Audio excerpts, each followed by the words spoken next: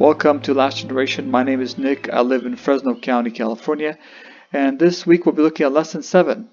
That's for May 18th, Sabbath, May 18th, Keys to Family Unity. And we'll cover Christ the center, becoming one through his love, what that means and what that doesn't mean. Selfishness, a family destroyer. We'll look at submission and what that means and what that doesn't mean. And living the love we promise. Plus, we're going to cover a lot of little clips, a lot of points from commonreason.com. Hope you can follow along. May 18th, Lesson 7. We're going to look at some preliminary things before we dive into the lesson.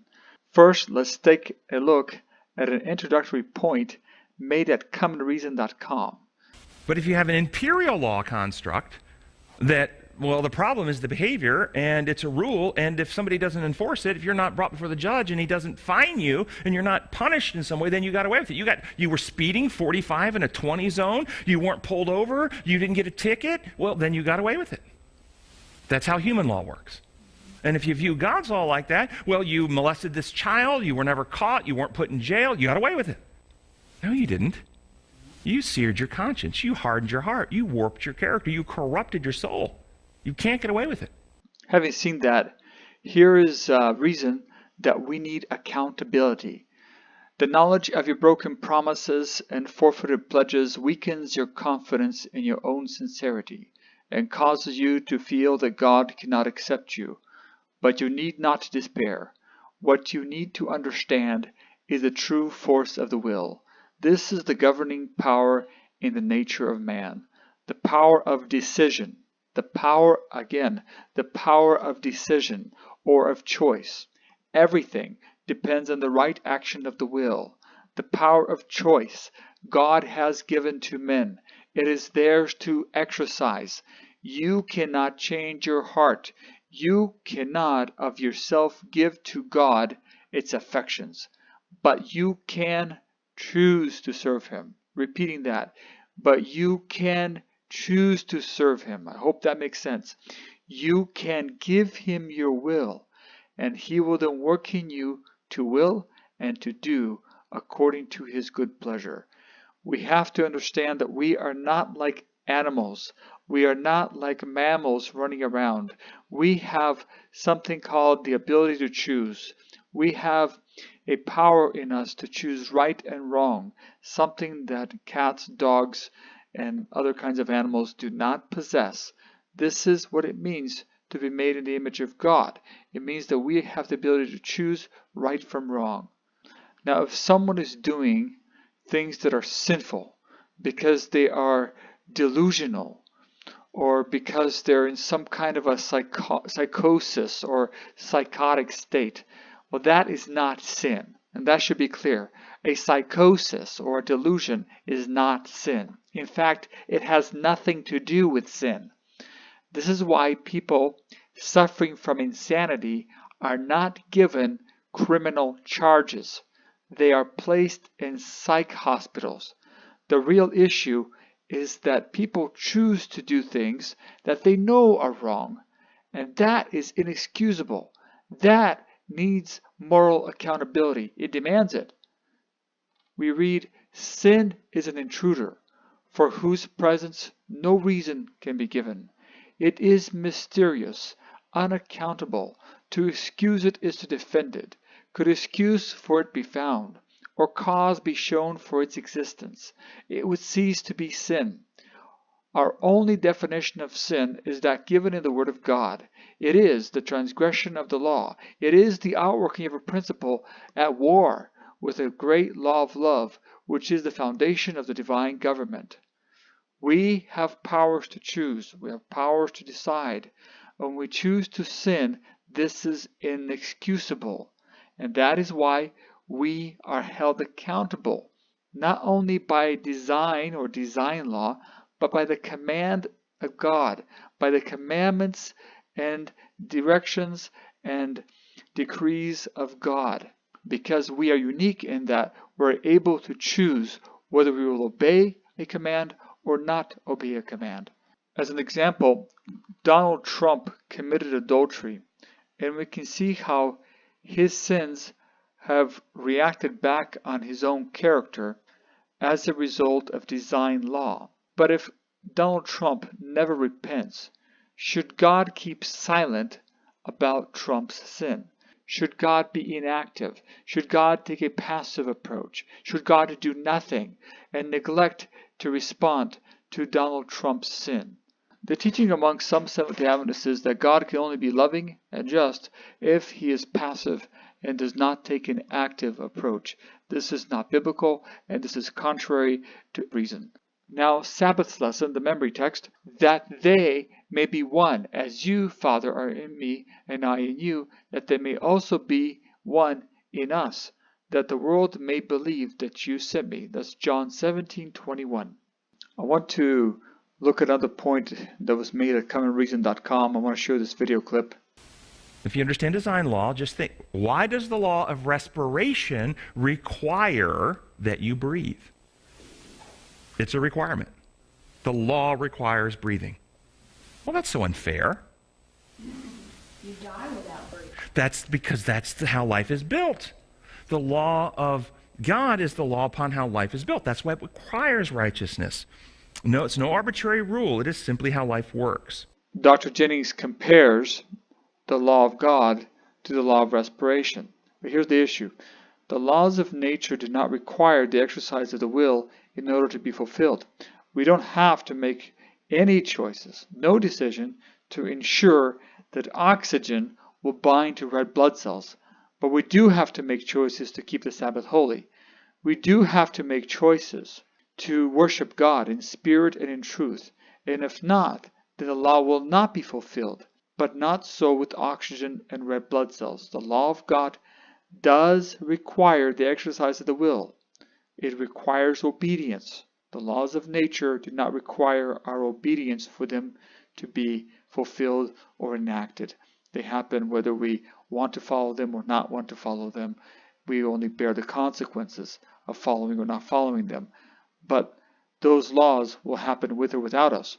Whereas commands from God require our cooperation. Sunday, May 12th, Christ the Center. Lesson asks, what illustration does Paul use to describe the new unity that exists between people in Christ? How has Christ made one out of two?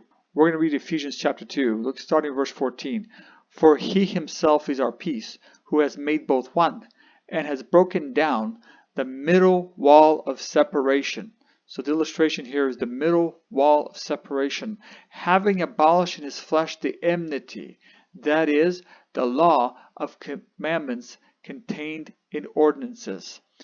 The law of commandments contained in ordinances, so as to create in himself one new man from the two, thus making peace, and that he might reconcile them both to God in one body through the cross, thereby putting to death the enmity. And he came and preached peace to you who are afar off, and to those who are near. For through him we both have access by one Spirit to the Father. So we see that the law of commandments contained in ordinances is abolished in the flesh of Christ. This is particularly referring to the laws concerning the tabernacle, the sanctuary, and the feasts. And you can read more about this actually in Hebrews chapter 8 through chapter 10. Reading on the lessons points us to Galatians 3:28, where it says, there is neither Jew nor Greek, there is neither slave nor free, there is neither male nor female, for you are all one in Christ. And so this is kind of interesting that this enmity is abolished and we're all one. There's neither slave, male or female, or anything that divides us as Christians. So this is true. But now apply this to the LGBTQ cultural context and look at what the lesson comments on this. Paul used language that applies equally to other divisions between nations, people, groups, social strata, and gender. This is not biblical. Gender is something that God has established. It's something that God has created in men and women. It was there before sin. So this is not a valid point. I would disagree with the lesson on that. We read in Adventist Home, the blessing of God in the home where this union shall exist is as the sunshine of heaven, because it is the Lord's ordained will that man and wife should be linked together in holy bonds of union under Jesus Christ, with him to control and his Spirit to guide. Monday, May 13th, becoming one through his love. What does that look like biblically? Jesus said in John 17:22, And the glory which you gave me, I gave them, that they may be one, just as we are one. How can this develop among the people of God? 1 Corinthians 13, 4-8 gives us guidance. Love suffers long and is kind. Love does not envy. Love does not parade itself, is not puffed up, does not behave rudely, does not seek its own, is not provoked, thinks no evil, does not rejoice in iniquity, but rejoices in the truth, bears all things, believes all things, hopes all things, endures all things. Love never fails. But where there are prophecies, they will fail. Where there are tongues, they will cease. Where there is knowledge, it will vanish away. Tuesday, May 14th, selfishness, family destroyer. If pride and selfishness were laid aside, 5 minutes would remove most difficulties. That's from early writings. Let's look at some scripture. Philippians 2, 3-5. Let nothing be done through selfish ambition or conceit, but in lowliness of mind let each esteem others better than himself. Let each of you look out not only for his own interests, but also for the interests of others. Let this mind be in you, which was also in Christ Jesus. And so we are to have the mind of Christ. In 1 John 3, 16-18, we read, By this we know love, because he laid down his life for us, and we also ought to lay down our lives for the brethren. But whoever has this world's goods, and sees his brother in need, and shuts up his heart from him, how does the love of God abide in him? My little children, let us not love in word or in tongue, but in deed and in truth. Amen. Wednesday's lesson, May 15th, submission. What counsel does Paul have regarding humility and service in relationships? How do you think this attitude contributes to unity in the church? Why is it so important at home?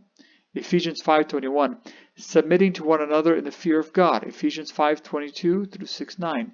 Wives, submit to your own husbands as to the Lord, for the husband is the head of the wife, as also Christ is the head of the church, and he is the Savior of the body. Therefore, just as the church is subject to Christ, so let wives be to their own husbands in everything. Husbands, love your wives, just as Christ loved the church and gave himself for her, that he might sanctify and cleanse her with the washing of water by the word, that he might present her to himself a glorious church, not having spot or wrinkle or any such thing, but that she should be holy and without blemish. So husbands ought to love their own wives as their own bodies. He who loves his wife loves himself, for no one ever hated his own flesh, but nourishes and cherishes it, just as the Lord does the church. For we are members of his body, of his flesh, and of his bones. For this reason a man shall leave his father and mother, and be joined to his wife, and the two shall become one flesh. This is a great mystery, but I speak concerning Christ and the church. Nevertheless, let each of you in particular so love his own wife as himself. Let the wife see she respects her husband.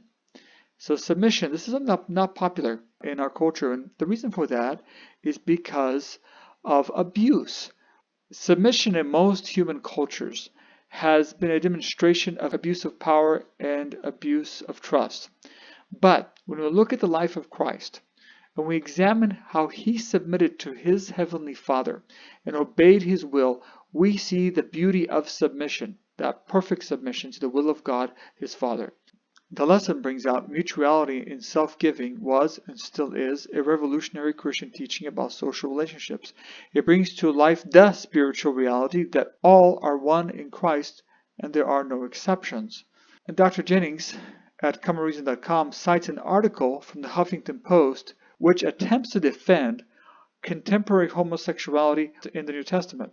From an article in the Huffington Post, which was reposted in Yahoo, evangelical Reverend Canon Stephen Chalk examining archaeological artwork from Pompeii. Chalk explains that the Apostle Paul was writing during a time when it was perfectly acceptable for people on the lower rungs of society, slaves, prostitutes, gladiators, refugees, to be sexually exploited and abused by rich and powerful Roman citizens. It was normal and even expected for Roman men to have sexual playthings apart from their wives. This meant having sex with concubines and young boys. Some Roman women also used people of lower status for their own sexual pleasure. But one thing Romans could not do was abuse another Roman citizen. It was this kind of exploitation of fellow human beings that Chalk believes Paul and other New Testament writers were speaking out against when they wrote these ancient scriptures in 1 Timothy and Corinthians and Romans, making reference to men who have sex with other men. It's part of a much longer list of people who are exploitive: murderers, slave traders, liars, perjurers, thieves, the greedy, slanderers, and swindlers. So Chalk believes that Paul is warning the early Christian church against engaging in human relationships that are based on exploitation, abuse, and corruption. On the other hand, he claims the New Testament has nothing to say about genuine, compassionate love between people of the same gender as it's understood in the world today. If you look at the account of Lot and the angels in Sodom, the angry mobs, bring your guests out of it. I know them. This is not a sexually inflamed crowd. It's a crowd that wants to dominate. It's a crowd that wants to coerce and to abuse. And how many men does it say turned out? The entire town. All men, 100%. Is that what we're dealing with in our society today? 100% of society are homosexual men who want to go abuse other people. That's not what we're dealing with. Now, does this hold true in the scriptures, that the Roman culture of submission, culture of giving preference to Roman citizens, to abuse and take advantage of those who are non-citizens in every horrific imaginable way, is that really the issue that Paul is bringing out in his scriptures? Not so. The issue of homosexuality has always been an abomination before God, and is no difference in the Old Testament or in the New Testament. It has always been an abomination. Know ye not that the unrighteous shall not inherit the kingdom of God? Be not deceived. Neither fornicators, nor idolaters, nor adulterers, nor effeminate, nor abusers of themselves with mankind. We are to believe the scriptures. Thursday, May 16, Living the Love We Promised. The lesson gives us multiple examples of family relationships. For example, parent-child commitment. From Genesis 33, we see the commitment that Jacob made in order to protect the well-being of his family while traveling in the wilderness. In Exodus 2, we see the parents of Moses committing themselves to protect the young Moses from the death decree given by Pharaoh. In Genesis 37, we see sibling commitment, and that's an example of Reuben trying to protect Joseph from his brothers. In Ruth 1:16-18, we see a family commitment where Ruth commits to her mother-in-law, Naomi, and pledges to follow her wherever she goes and serve her God. In Hosea 1, there is the example of Hosea being asked by the Lord to marry a harlot. The illustration is taken from Hosea's faithless and uncommitted wife. The illustration is taken and applied to Israel, and how they are unfaithful to God in their commitment to Him. And so we see marital commitment at stake here, and it's equated with the apostasy of Israel and their lack of commitment